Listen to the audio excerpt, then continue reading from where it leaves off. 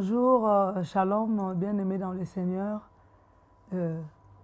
C'est vraiment une joie pour moi d'être là encore dans la présence de notre Dieu pour pouvoir méditer la parole de Dieu avec vous. Vraiment, c'est une joie parce que cette parole nous fait tellement du bien. Voilà pourquoi, avant de commencer notre méditation, et nous voulons prier et recommander ces instants entre les mains de notre Seigneur. Nous allons prier le Seigneur. Prions. Éternel notre Dieu, nous voulons te dire un grand merci. Parce que tu nous as gardés depuis le matin jusqu'à maintenant. Et Seigneur, tu permets que nous puissions, Seigneur, être dans ta présence, Seigneur, pour pouvoir partager ta parole, parler, Seigneur, de ta part. Père, merci, parce que je sais que cette parole fera du bien à quelqu'un. Je sais que cette parole me fera moi personnellement aussi du bien. Dans le nom de Jésus-Christ, je prie que cette parole tombe dans de bonnes terres afin de produire, Seigneur, des fruits dignes de la repentance pour la seule gloire de ton nom. J'ai ainsi prié et nous bénissons ces instants. En ton nom, j'ai ainsi prié, nous disons Amen. Amen. Chers frères et sœurs, aujourd'hui nous allons, notre méditation se trouve dans le livre de Philippiens. Nous allons lire, nous sommes dans Philippiens 2 et je lis à partir du verset 12 jusqu'au verset 16. La Bible dit ceci. Mes chers amis, vous avez toujours été obéissants. Faites donc fructifier votre salut avec crainte et respect, non seulement quand je suis présent, mais bien plus maintenant que je suis absent. Car c'est Dieu lui-même qui agit en vous pour produire à la fois les vouloir et les faire conformément à son projet plein d'amour. Faites tout sans vous plaindre et sans discuter, pour être irréprochables et purs, des enfants de Dieu sans tache, au sein d'une humanité corrompue et perverse. Dans cette humanité, vous brillez comme des flambeaux dans le monde, emportant la parole de vie. Ainsi, lorsque viendra le jour du Christ, vous serez mon titre de gloire.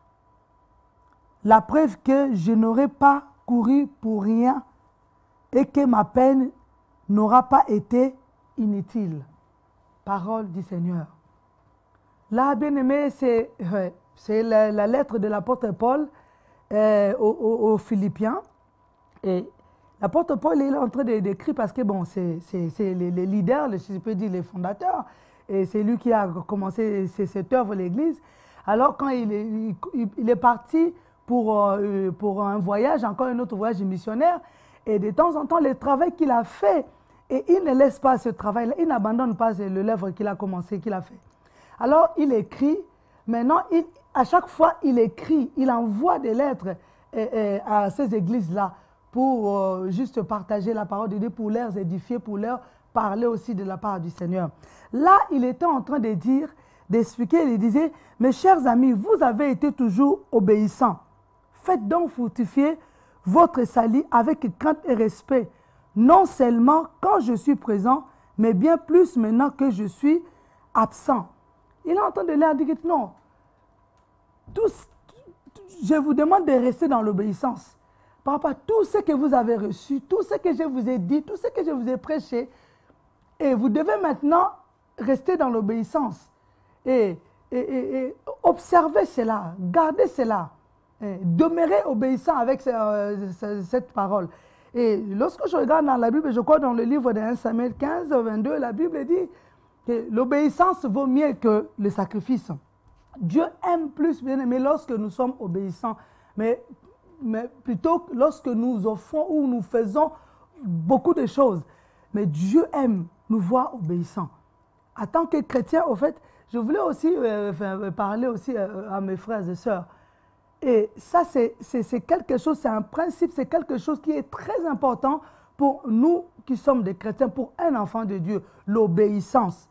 C'est des choses qu'on ne trouve plus vraiment maintenant, on ne trouve plus dans nos églises, dans notre entourage, dans notre environnement. C'est des choses l'obéissance est devenue chose rare.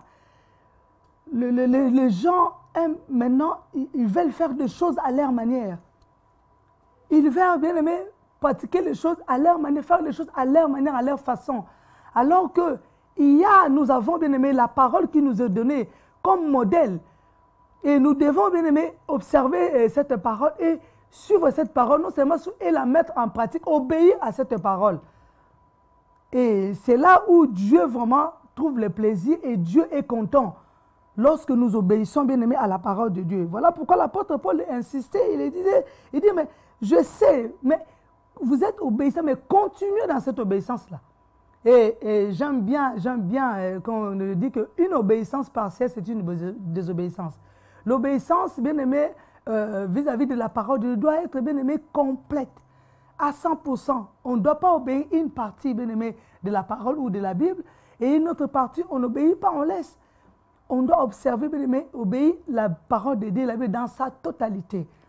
Donc, on doit obéir à tout. Il poursuit, il dit, je ne veux pas que vous soyez des hypocrites. Parce que c'est ce qui se passe. Dans nos églises, même là où peut-être on travaille, lorsque le responsable n'est pas là, lorsque notre leader n'est pas là, bien aimé, on fait, excusez-moi, je fais peut-être les mots, on fait des fois n'importe quoi, on n'obéit pas, on n'observe pas la parole de Dieu. Mais quand le leader est là, tout le monde est hypocrite, tout le monde fait semblant, comme si, bon, il écoute, comme si on est gentil, on fait bien les choses. Mais l'important, bien aimé, ce n'est pas de faire bien les choses lorsque le leader est là.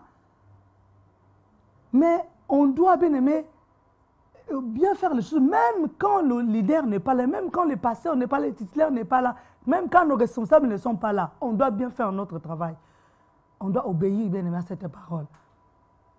Et c'est ça, moi j'ai beaucoup aimé, en tout cas, je prie. Et l'obéissance, c'est quelque chose, bon, pour l'homme, hein, c'est un peu compliqué. Parce que l'homme ne veut que faire à sa tête.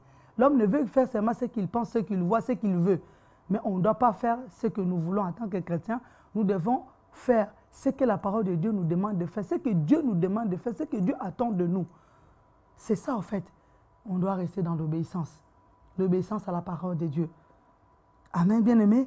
Et après, il est dit, ben, c'est parce que ce n'est pas moi, c'est Dieu lui-même qui fait son œuvre en vous. Il dit, c'est Dieu lui-même qui agit en vous pour produire à la fois les vouloir et les faire. Il dit, ce n'est pas moi, c'est Dieu lui-même qui travaille. Alors nous devons rester obéissants, observer, bien aimé, la parole de Dieu. Il dit, faites tout sans vous plaindre et sans discuter. Oh, combien, Dieu seul sait combien, lorsqu'à des fois on nous demande, bien aimé, d'accomplir une tâche ou de faire quelque chose, même à l'église, où, bien aimé, on murmure, on boude. On peut bouder, bien aimé, l'homme, mais on peut bouder, bien aimé, en cachette. Mais Dieu nous voit. Dieu est le seul qui voit. Il est le seul qui voit, qui sonde le cœur, qui voit la profondeur, l'intérieur de l'homme. Voilà pourquoi, bien aimé, l'apôtre Paul nous conseille, cette parole nous demande, bien aimé, de faire des choses dans l'obéissance sans murmure, sans, bien aimé, discuter. Mais on doit tout simplement obéir, bien aimé, à ce que la parole de Dieu nous demande de faire ou d'obéir. Donc voilà un peu cette méditation d'aujourd'hui, parce que Dieu veut que nous soyons irréprochables pour que sa gloire puisse se manifester en nous. Vraiment que le Seigneur puisse bénir cette parole, mais je veux bien aimer qu'on puisse prier. Nous voyons combien même dans des familles, combien la désobéissance a gagné les terres, combien les diables, ils sèment la désobéissance, ils ne veulent pas que nous puissions obéir à la parole de Dieu. Voilà, nous allons prier pour briser tout esprit de désobéissance. Et nous allons planter ces mains, nous allons, bien aimé, demander l'esprit d'obéissance. Nous allons prier le Seigneur. Éternel notre Dieu, je viens te prier, ô grand roi. Si autrefois le monde était dans le chaos parce que l'homme, Adam et Ève, avaient désobéi à ta parole. Mais Seigneur, toi tu veux nous voir, Seigneur. obéissants. Tu veux que nous soyons des enfants obéissants. Tu veux que nous puissions obéir à ta parole. Voilà pourquoi, Seigneur, je viens auprès de toi. Seigneur, tu vois combien les diables sont en train de manipuler, même dans des familles, nos enfants, Seigneur, dans nos relations, dans l'église. Combien les diables viennent ramener la désobéissance pour que nous puissions, Seigneur, échouer, pour que l'échec, Seigneur, puisse, Seigneur, s'imprimer dans notre vie. Mais, Seigneur, aujourd'hui, je refuse, Seigneur, et je neutralise, Seigneur, je détruis, Seigneur, cet esprit, ces démons de désobéissance, ces démons qui viennent, Seigneur, pour habiter ton peuple, en fait que ton peuple reste dans la désobéissance. Seigneur, je brise cela dans le nom puissant de Jésus-Christ. Seigneur, que cet esprit de désobéissance puisse libérer, Seigneur, ton peuple, puisse libérer nos vies, libérer nos familles, libérer nos enfants, libérer, Seigneur, notre environnement, Seigneur, notre église, Seigneur, dans le nom puissant de Jésus-Christ. Papa, nous voulons être des enfants obéissants. Saint-Esprit, viens encore. C'est comme ta parole nous dit, c'est toi qui crées à nous les vouloir et les faire. Donne-nous cette force-là de marcher dans l'obéissance et de demeurer dans cette obéissance. Dans le nom puissant de Jésus-Christ. Parce que nous savons que, Seigneur, c'est dans l'obéissance que, Seigneur, nous obtenons, Seigneur, notre bénédiction. Voilà pourquoi, Seigneur, je veux te dire un grand merci pour l'esprit d'obéissance, Seigneur, qui maintenant habite, Seigneur, nos vies, la vie du Seigneur de quelqu'un, la vie d'un homme, Seigneur, d'une famille, dans le nom puissant de Jésus-Christ. Notre Seigneur sauvé, j'ai ainsi prié. Et nous disons, gloire à toi, Seigneur Jésus-Christ. Merci, Seigneur Jésus-Christ. Amen. Amen. Et là, bien-aimés, nous sommes arrivés à la fin de notre méditation. Et voilà, et continuez de nous suivre sur notre chaîne Orao Télécom, la chaîne 142. Et surtout, n'oubliez pas de vous abonner sur YouTube Maranatha Télévision. Et là, maintenant, nous avons bien aimé notre radio, la radio Maranatha, maranathatv.fr. Suivez-nous, parce qu'il y a des bonnes choses qui se passent là-bas, la prière en ligne. Que Dieu vous bénisse. Merci, à la prochaine.